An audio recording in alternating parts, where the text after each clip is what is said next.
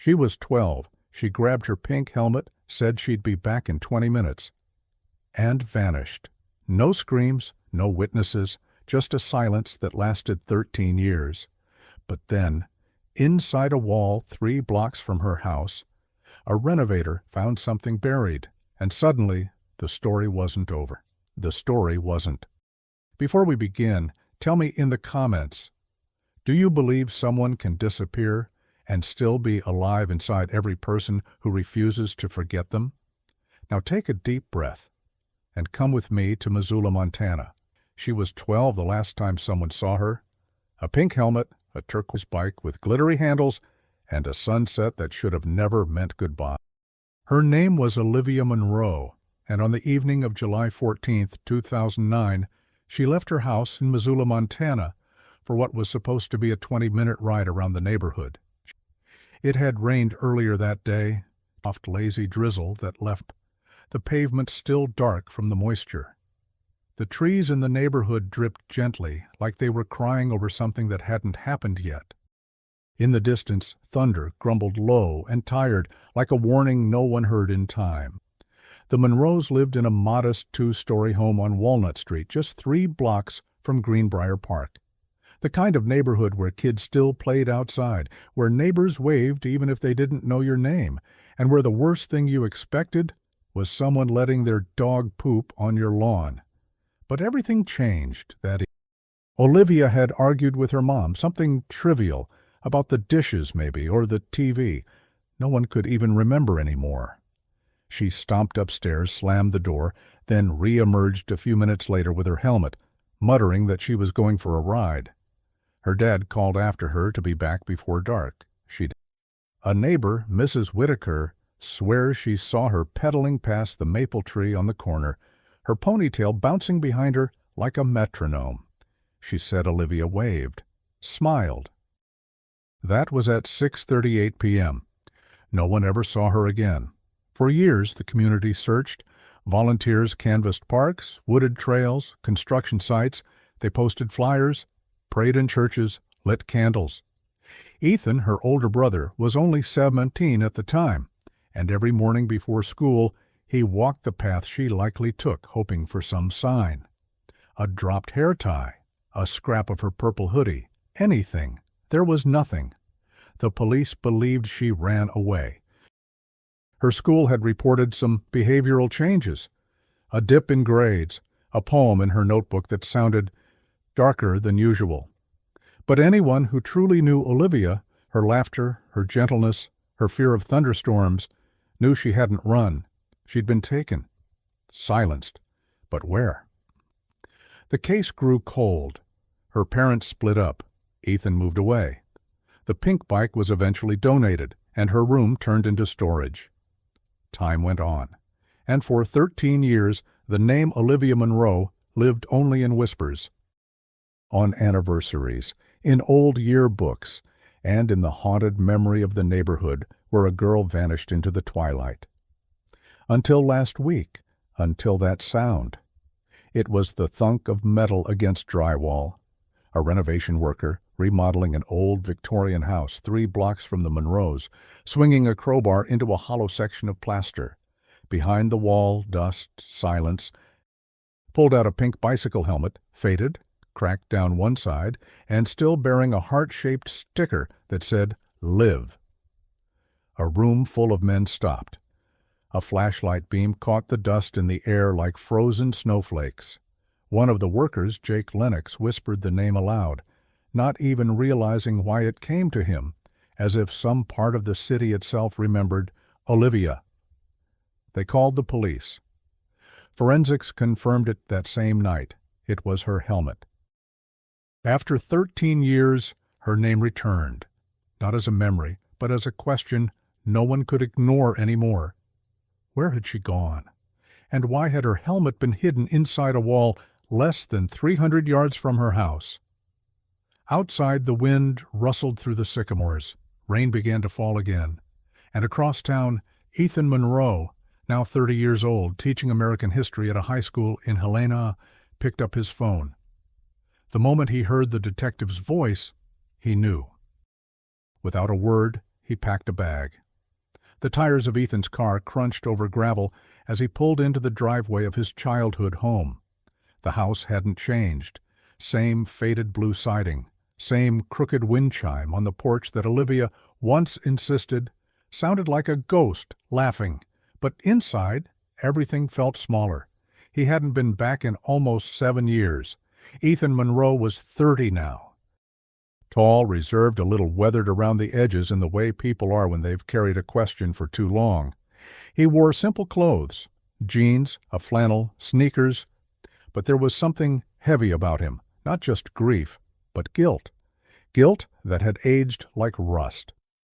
When Olivia vanished, Ethan was 17, protective, charismatic, always looking out for his little sister. He was the one who taught her how to ride a bike without training wheels. He was the one who gave her the pink helmet on her 10th birthday, putting the heart-shaped sticker on it himself. And he was the one who, for 13 years, believed deep down that if he had gone after her that night, if he had just followed her out the door, maybe none of this would have happened. His father, Alan Monroe, opened the door. He looked older than Ethan remembered. Gray hair, sunken cheeks, eyes that didn't smile anymore. They didn't hug. They hadn't hugged in years. Instead, Alan stepped aside and said, "They found it in the old Carlisle house, in the wall." Ethan nodded. He walked through the hallway slowly, as if expecting to see her turn a corner or pop out from behind a door.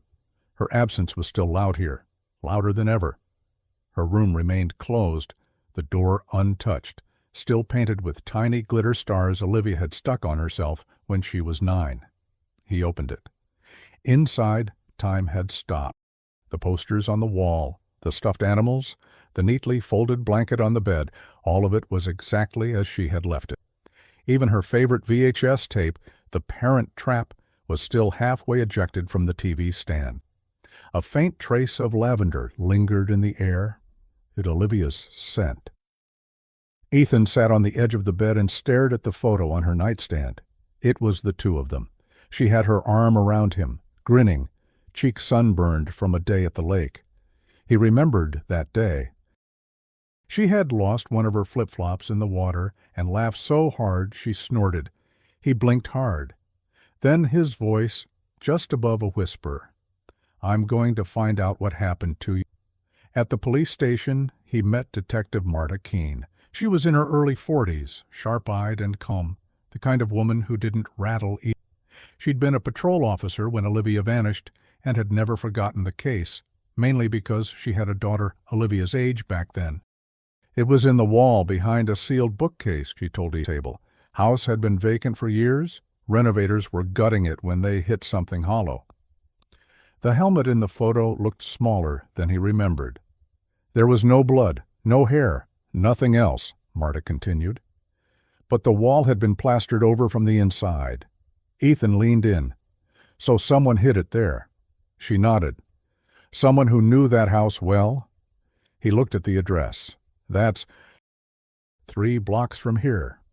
"Exactly," Ethan's jaw. "So why didn't anyone find this sooner?" Marta gave him a look. "The house belonged to Agnes Carlisle, lived there alone for decades, died last year. No kids, no family, very private. Some say she was losing her memory toward the end." Ethan blinked. "You think she had something to do with it?" "We don't know," Marta replied. "But she never reported anything. No suspicious activity, no break-ins. And here's the strange part." East, she slid a file toward him. 2 months after Olivia disappeared, Agnes hired a contractor to build custom shelves in her back room. That's the wall where the helmet was found. He opened the file. Blueprints, receipts, permits. The name on the contractor license, Daniel Redford. Something about it rang a bell. Ethan's memory flickered. The man with the pickup truck. The one who used to whistle loudly while fixing fences on the corner.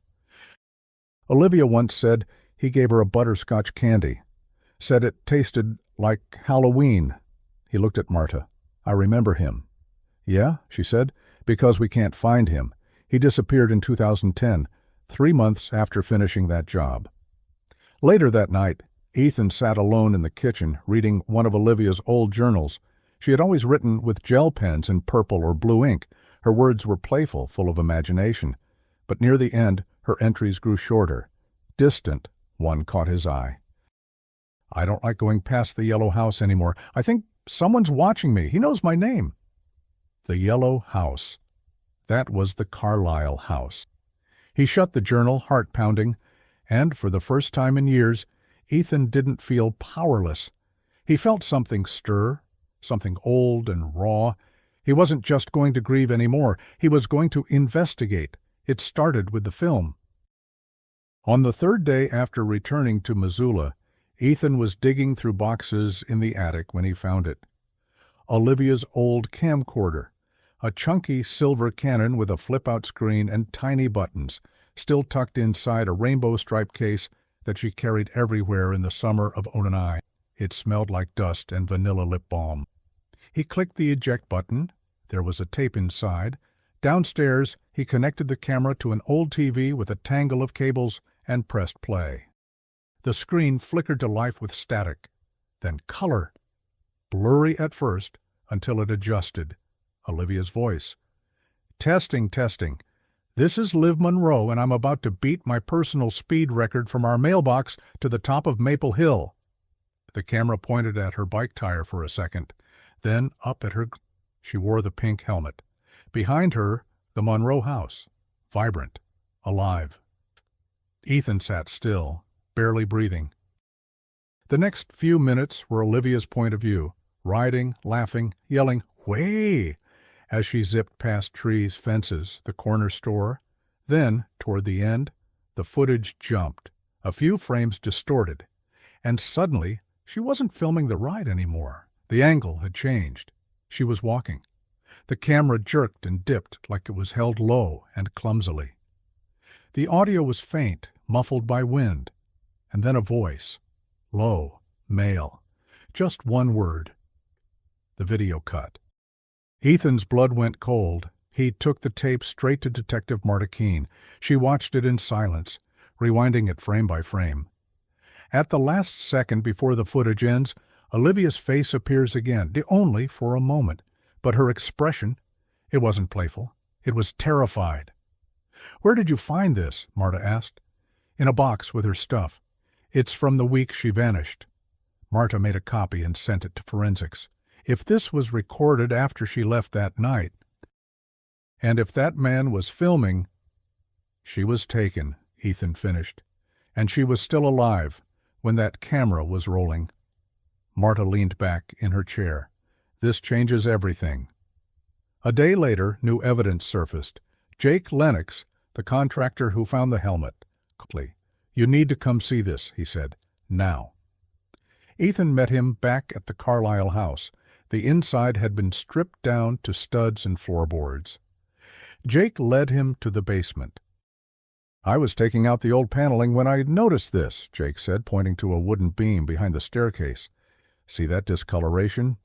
That board's newer than the rest." He handed Ethan a crowbar. They pried it loose.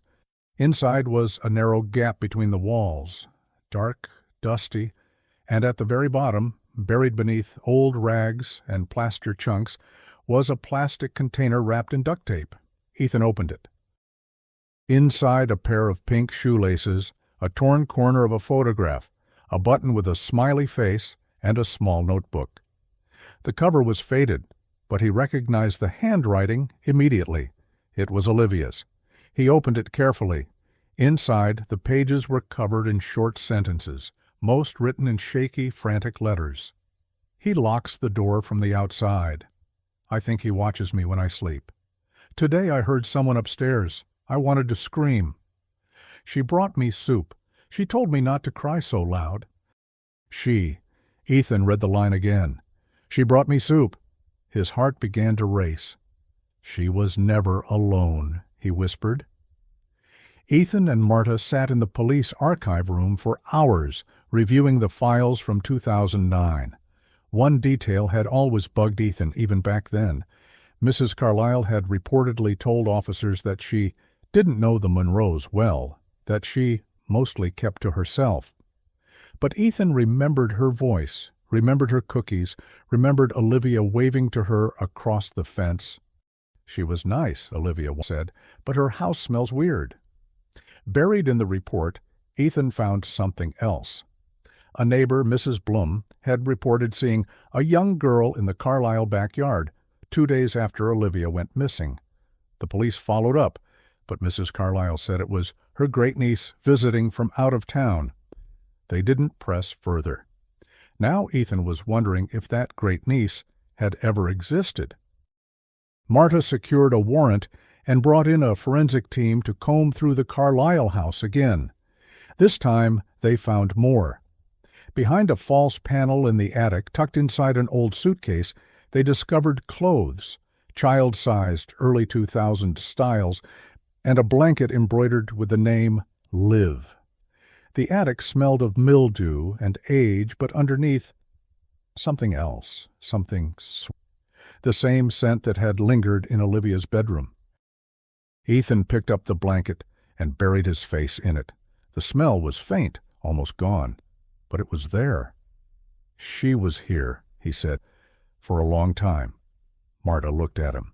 "If that's true, the question now isn't just who took her." Ethan nodded. "It's who kept her."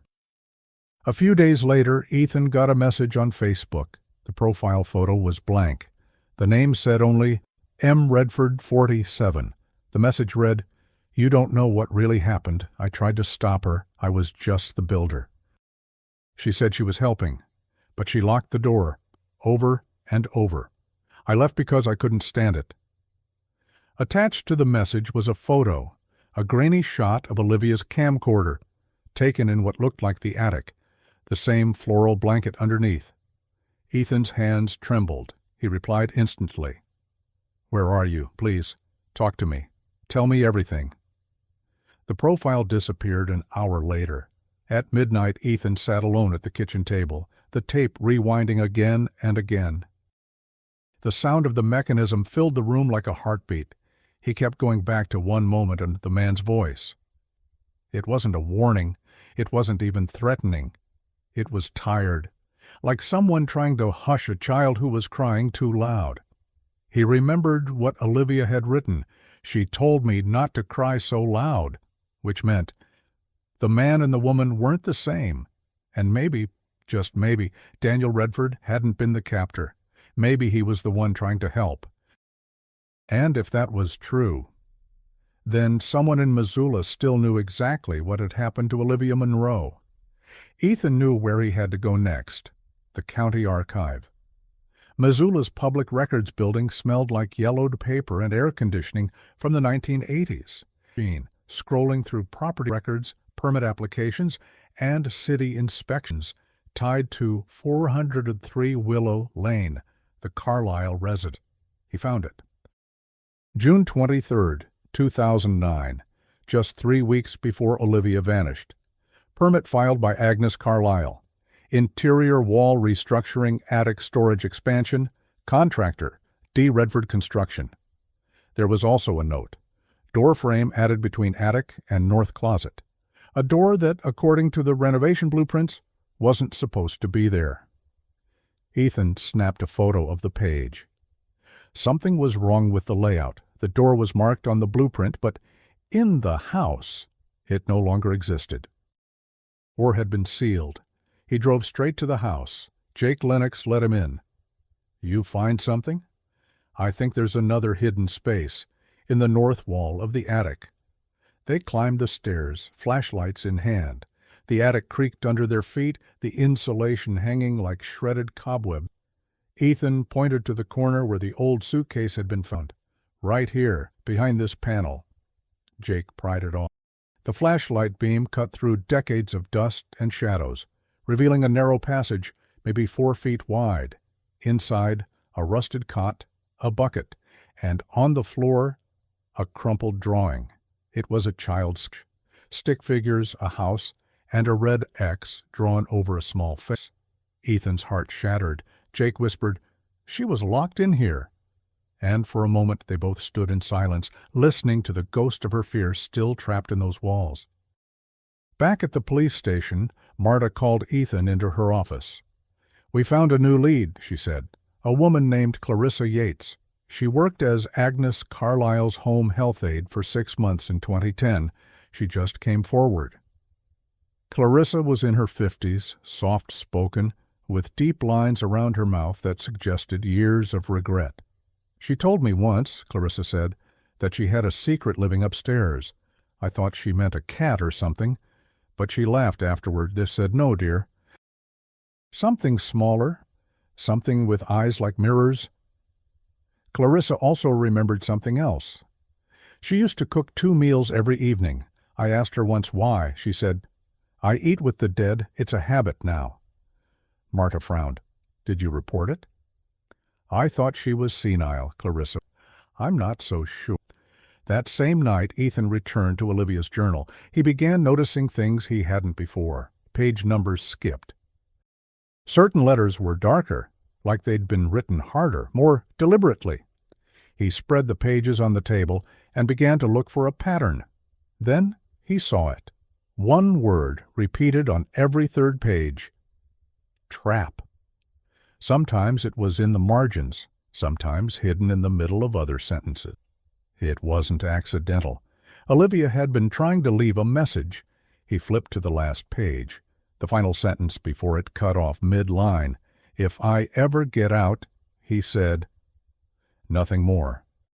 He closed the notebook. Who was he? Ethan needed answers from someone who knew Daniel Redford. He tracked down a man named Tony Bascom, another contractor who worked in Missoula during the 2000s. They met in a diner off Route 12, coffee mugs steaming between them. "Redford?" Tony said. "Yeah, I remember him.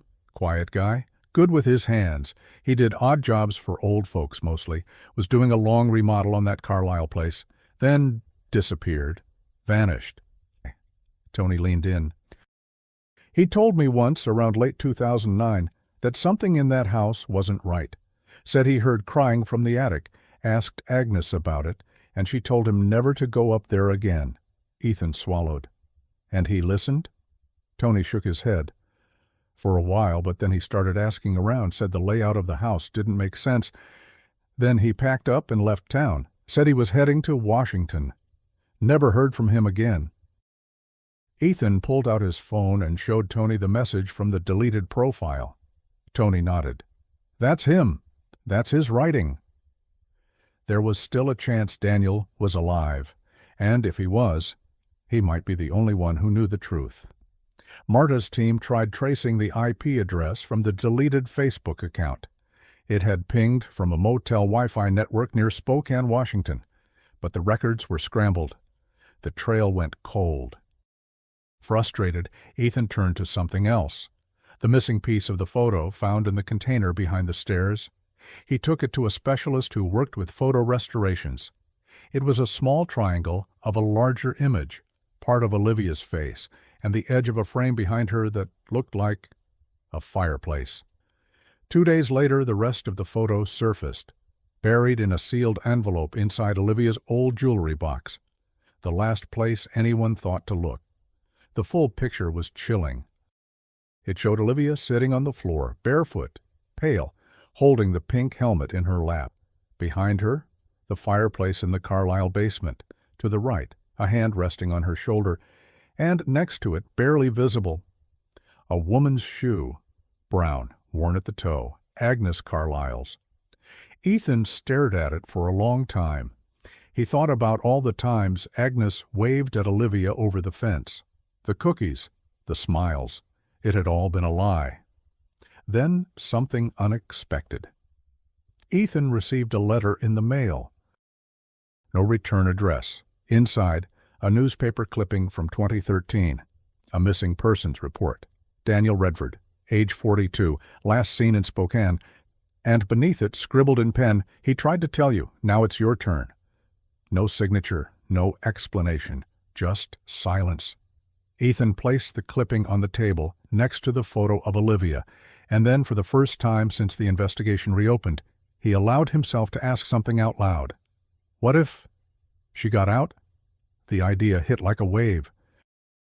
What if Olivia had escaped? What if someone had helped her disappear? Again, And if so, where was she now? It was a voicemail that changed everything. Ethan had almost ignored the unknown number. The voice was shaky, muffled, and spoken in hurried fragments, like someone trying not to be overheard. But there was one sentence that froze him. She used to talk in her sleep. She said, "Your name." The voice didn't identify itself. It ended with the sound of a bus engine. Marta traced the number to a prepaid burner phone purchased in Spokane. Again, a dead end. But Ethan was now certain. Olivia had been alive after the disappearance, possibly even for years, and someone had seen her. He returned to the attic room, that tiny hidden space behind the Carlisle walls. He wanted to be where she had been, to breathe what she breathed, to feel what she felt. He sat on the floor. Then he noticed something.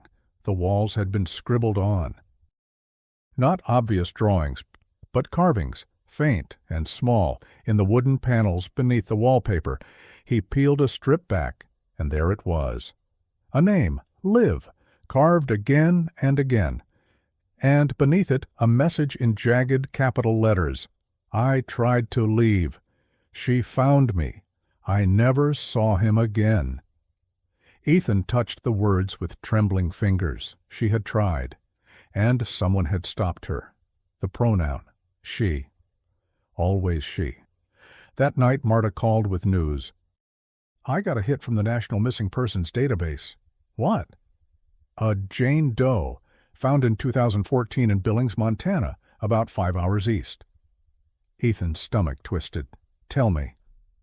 She was picked up after being found unconscious behind a diner. No ID, malnourished, injured. She refused to speak for weeks, gave them a fake name, disappeared again after 2 months. And? She had a scar behind her left ear, like Olivia. Ethan already knew the answer. I want to see the file. 2 days later, they sat with the file open in front of them. The photo was grainy, but there was no denying it. The eyes, the nose, the shape of her face. It was her. Olivia had been alive in 2014. Marta's voice cracked. She got out. Ethan stared at the photo. But why had she vanished again? Why hadn't she come home? Then the biggest break. A woman named Jenna Macklin called the tip line after seeing a post about the case online. She worked at a recovery shelter in Kalispell, had managed intake files going back 15 years. There was a girl in 2015, she said, came in under the name Sarah L. Looked scared of everything, wouldn't let anyone touch her. She had this blanket, wouldn't sleep without it, pale blue, said it had her real name on it. Ethan's breath caught. The Liv blanket. Jenna faxed over the intake forms, and there, under previous name, barely legible, written in shaky cursive, Olivia. But she had left the shelter 2 weeks later. No forwarding info. Just vanished again. Ethan drove to Kalispell himself. At the shelter, Jenna brought out a box. We keep personal items that people leave behind. Just inside, old jackets, letters, notebooks, and one item wrapped in plastic. He held it like it was made of glass. Then, tucked inside the folds, he found a photo. It showed Olivia, older now, maybe 18, standing in front of a small wooden cabin. Hair longer, eyes guarded. Next to her, smiling, was a woman Ethan had never seen before. Jenna looked over his shoulder. That's Marlene Vaughn. She ran the cabin program back then. Marlene lived in a remote area outside Bozeman, a former therapist who'd opened her home to girls in recovery. Ethan and Marta visited together. I remember her, Marlene. She told me her name was Sarah, but she had this sadness, like a shadow on her. Did she ever mention a brother? Ethan asked. Marlene hesitated. Once, she said, he used to race me on bikes. He always let me win. Ethan smiled through the tears. That was me. Marlene sat down. She stayed 3 months, got better, started talking again, but then someone came looking for her. Ethan's voice dropped. Who? I don't know. A woman. Said she was her aunt. Showed ID. Said Olivia had mental issues. I didn't believe her, but Olivia saw her and panicked. Panicked how? She locked herself in the shed all night. Then, the next thing, she was gone. Marta stood up. Do you have a description of the woman? Marlene nodded. Gray hair, old-fashioned dress, smelled like lavender. Ethan turned pale. Agnes Carlyle was already dead in 2014. Marlene shook her head. Then, whoever it was, looked exactly like her. DNA tests on the blanket confirmed it. It belonged to Olivia Monroe. And just when they thought they'd exhausted every lead, a final piece surfaced. At a community center in Spokane, a staffer named Miguel Alvarez recognized Olivia's photo. She came here in 2019, he said. Different name, volunteered with kids. She used to tell them bedtime stories in funny voices. He paused. She told me once, I used to be someone else, but now I'm free. Ethan felt something break open in his chest. She was alive. She had been living in fragments, in shadows, in borrowed names, but she was out there. 3 weeks later, Marta called at dawn. You need to come, now. Ethan drove straight to the hospital. A young woman had been brought in, dehydrated, found collapsed near a trailhead outside Missoula. No ID, just a plastic hair clip in her pocket, shaped like a pink heart. He stepped into the room. She was thinner, older. Her hair was darker, her eyes hesitant. But it was her. Ethan walked to the edge of the bed. She looked up slowly and whispered, You found me. She wouldn't let go of his hand. Even after the IV was in, even after the nurses left, Olivia kept her fingers wrapped tightly around Ethan's like she was still afraid she might disappear again if she blinked. Neither of them spoke at first. What do you say, after 13 years? Her eyes, once wide with childhood wonder, now held layers, not just pain, but silence, the kind of silence that only exists after a person has run out of ways to scream. Ethan sat beside her, his other hand clutching the old blanket they had recovered. She stared at it like it was a dream she hadn't dared remember. You kept it, she whispered. He nodded. You left it behind, in Kalispell. She closed her eyes. I wanted to take it with me. But she said if I left a trail, you'd find me, and it wouldn't be safe for you. He leaned forward. Who, Liv? Who said that? Her voice was quiet, broken. I don't know her name, but she looked like Agnes. Talked like her, too. Smelled the same. She called herself Aunt May. She said she knew where I came from, that the world would never understand me. That home was a place that would only hurt again. She pulled her knees up, trembling. She found me 3 times. Every time I ran, she'd find me. So I stopped running. I stopped being me. Tears rolled down Ethan's face. You never stopped being you, he said. You're my sister, always.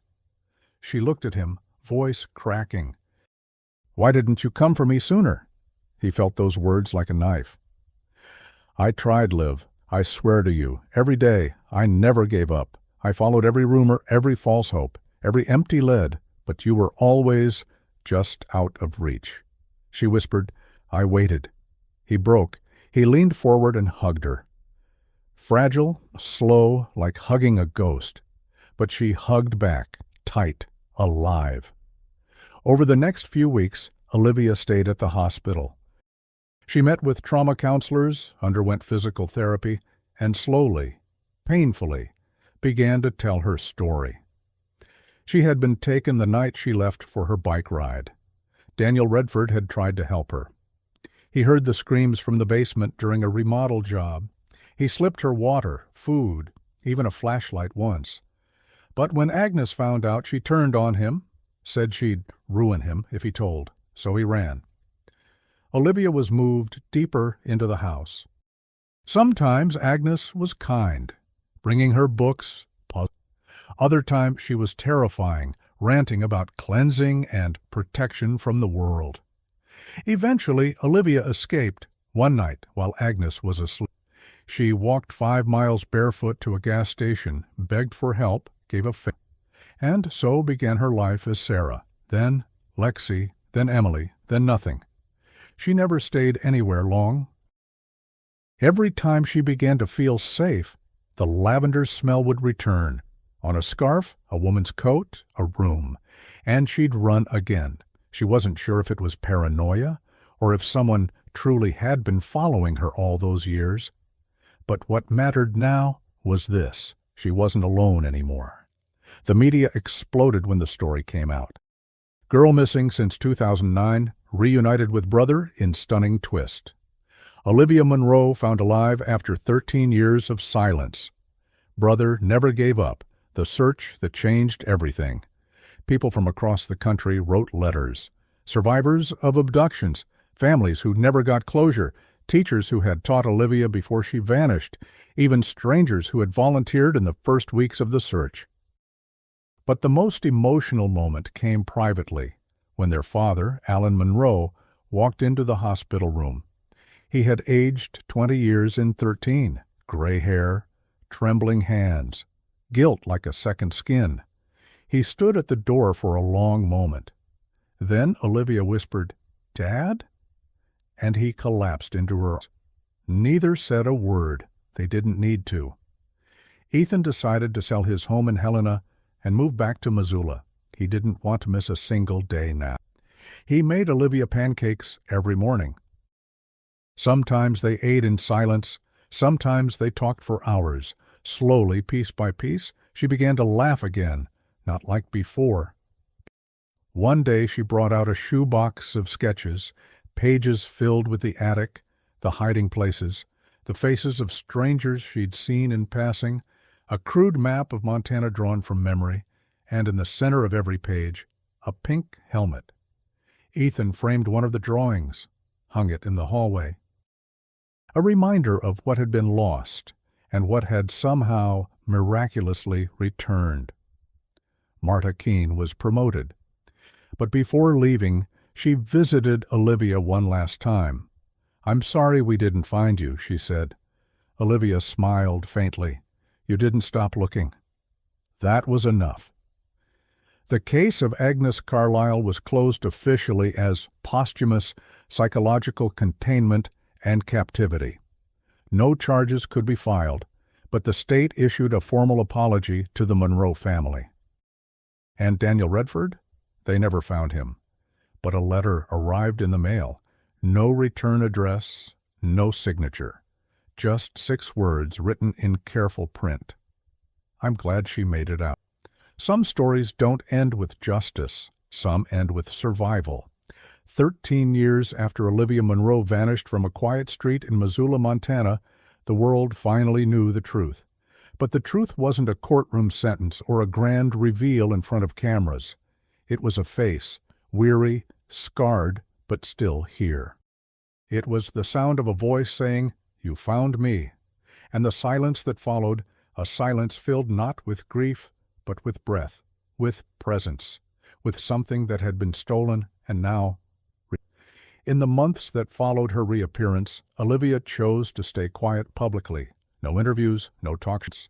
Her face was blurred in every article. Her name was spoken with respect, but those closest to her knew she hadn't gone silent again. She healing. One morning in early spring, Ethan and Olivia returned to the spot where it all began, the corner of Walnut and Maple, where the sidewalk curved and the sycamore tree leaned a little to the left. Olivia stood next to her old bike, not the original, but a replica Ethan had rebuilt, pink, with glittery handles, and a helmet, freshly polished, resting in her hands. She didn't ride, she just stood there, closed her eyes, and listened, to the wind, to the birds, to the sound of a street that once held a nightmare, now offering peace. I used to think the world ended that night, that everything before it was a lie. But now I think maybe that night was just a door, and I've finally walked through it. He just placed a hand on her shoulder. She smiled.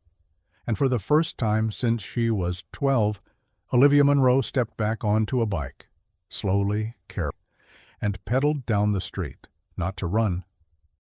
Some people in Missoula say they still see her sometimes, at the park sketching quietly, at the library, checking out psychology books, at the shelter, leaving donations at the front door before disappearing into the crowd. She doesn't seek recognition. She seeks stillness. One evening, a young girl walking home from school found a package on her porch. No note, just a pink helmet inside. A small, clean, brand new, and a single drawing folded underneath. It showed a girl on a bike, smiling, with the words, "You are stronger than you think." No one knew who left it, but the town did. In the final page of her journal, the one Olivia started anew months after her return, she wrote, "They told me I disappeared, but the truth is I was always here, just hidden. And now that I'm found, I want to live as if I never was." She closed the notebook and breathed. A year later, Ethan stood in front of a classroom in Missoula, holding a photo of his sister when she was 12. The students were quiet. He said, "This is Olivia, my sister. She vanished in 2009, and I want to tell you something important. Never assume that silence means absent. Some people are screaming in ways the world can't hear. But if you listen closely, really closely, sometimes even the quietest echo can lead you home." He placed the photo down and wrote one word on the board: hope. The sycamore on the corner still stands. The wind still moves through the branches, and every so often, just before sunset, you can hear the soft whir of bicycle tires. Light, free, like someone returning to the place they were never supposed to leave, like someone learning how to live again, like a girl once vanished who never stopped being real. She left for a bike ride, and for 13 years the world forgot how to breathe. But now, it breathes again. Now it's your turn. If you made it to the end of this story, tell us, what would you have done if it were your sister? And more importantly, do you believe Olivia ever truly escaped the house? Or did part of her stay there forever? Let's talk in the comments. In the eyes.